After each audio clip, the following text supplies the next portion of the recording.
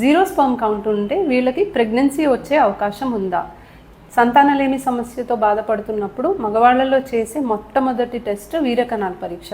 చాలాసార్లు ఈ పరీక్ష చేసినప్పుడు శాంపుల్లో ఒక్క స్పర్మ్ కూడా లేదు అని మనం గమనిస్తూ ఉంటాం. ఒక రిపోర్ట్తోనే దీన్ని మనం నిర్ధారించము. ఇంకొకసారి శాంపుల్ తీసుకొని దాంట్లో కూడా స్పర్మ్స్ అస్సలు లేకపోతే జీరో స్పర్మ్ కౌంట్ లేదా అజూస్పర్మియా అని అంటాం. సో ఇలాంటి వాళ్ళకి కూడా బీజం నుంచి టెస్టిస్ నుంచి స్పర్మ్ తీసుకొని ఎగ్లోకి మనమే ఐవీఎఫ్ ద్వారా ఇన్సర్ట్ చేసి ప్రెగ్నెన్సీ వచ్చే అవకాశం ఉంటుంది. సో ఈ టెస్టిస్ ఏదైతే ఉందో దాంట్లో నుంచి దాంట్లోకి ఒక నీడిల్ వేసి దాంట్లో ఉన్న టిష్యూ బయటికి తీస్తాము.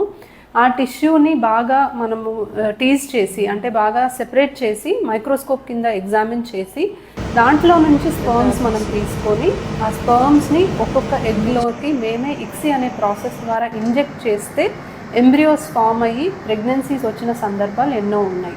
సో ఒక ప్రెగ్నెన్సీ రావడానికి ఒక సింగిల్ స్పర్మ్ ఉన్నా చాలు. సో టెస్టిస్ నుంచి మనం స్పర్మ్స్ తీసుకొని జీరో కౌంట్ ఉన్న ప్రెగ్నెన్సీ వచ్చే అవకాశం ఉంది.